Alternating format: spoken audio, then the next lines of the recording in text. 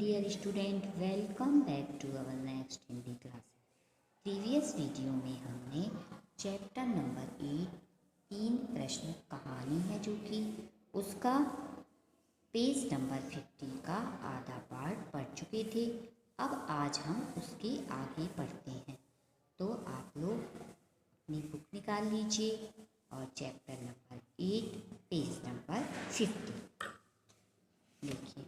हम एक बार रिवाइज कर लेते कि हमने कहाँ तक पढ़ा था। तो हमने पढ़ा था कि जो तीन प्रश्न कहानी है उसमें क्या बताया गया है कि एक राजा जी थे, तो वो बहुत धुन के पक्के थे और उनके मन में अगर जो प्रश्न उठता तो जब तक उनको जवाब नहीं मिलता था तो वो चैन से बैठते नहीं थे। एक दिन उनके मन में तीन प्रश्न थे और वो प्रश्न उठे तो पहला प्रश्न उनका क्या उठा कि किसी कार्य को करने का सही समय क्या होगा। दूसरा प्रश्न उठा कि किसी की बात सुननी चाहिए या किसी टालना चाहिए। तीसरा प्रश्न था कि सबसे आवश्यक कार्य कौन सा है। तीन उनके मन में प्रश्न थे।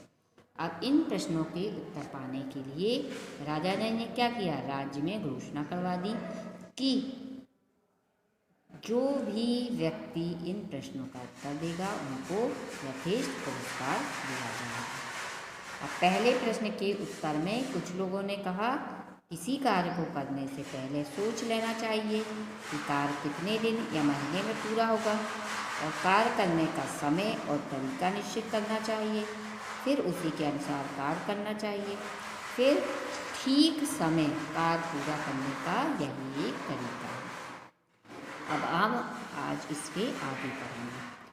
कुछ लोगों का मानना था कि कार्य का समय निश्चित करना कठिन है। कुछ लोगों का मानना क्या था कि कार्य का समय निश्चित करना कठिन है, लेकिन हमें बेकार के कार्यों में समय नष्ट नहीं करना चाहिए, है ना। कुछ लोगों का क्या मानना था कि कार्य का समय निश्चित करना कठिन है, लेकिन हमें बेकार के कार्यों में समय नष्ट नहीं करना चाहिए। जो भी आसपास हो रहा है उसे काम में लग जाना चाहिए। जो भी अपने आसपास हो रहा हो उसी काम में हमको लग जाना चाहिए। कुछ लोगों ने बताया राजा अकेले प्रत्येक कार्य को शुरू करने का समय कैसे निश्चित कर सकता है। यानी कुछ लोगों ने बताया कि राजा जी अकेले प्रत्येक कार्य को शुरू करने का समय कैसे निश्चित कर सकता है। राजा के पास सलाहकार होना चाहिए, है ना। राजा के पास कौन होना चाहिए, सलाहकार, जो सलाह दे उनको। उनकी सहायता से राजा निश्चित कर सकता है कि कार्य कब और कैसे किया जाए। यानी उनकी सहायता से राजा ये निश्चय कर सकता है कि कार्य कब और कैसे किया जाए। लेकिन कुछ और लोग भी थे, उनका कहना था हर कार्य का समय पहले से सोचना कठिन है। क्या बोला उन्होंने कि हर काम का जो समय पहले से सोचना बहुत मुश्किल होता है। आलस में समय नहीं बिताना चाहिए। आलस में हमको समय नहीं बिताना चाहिए। जो भी काम सामने हो उसे पूरा कर लेना चाहिए। यानी आलस नहीं करना चाहिए, जो काम हमको सामने दिखे वो कर लेना चाहिए। ठीक है। अब पेज नंबर 51 पे आ जाइए। किसी ने कहा कि कभी कभी सलाह लेने का समय ही नहीं होता।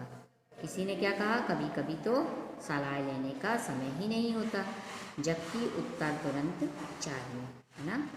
हमको क्या करना पड़ता कभी कभी तो कि उत्तर तुरंत चाहिए होता, इसलिए उत्तर केवल जादूगर ही दे सकते हैं, है ना। तुरंत उत्तर चाहिए तो जादूगर ही देगा।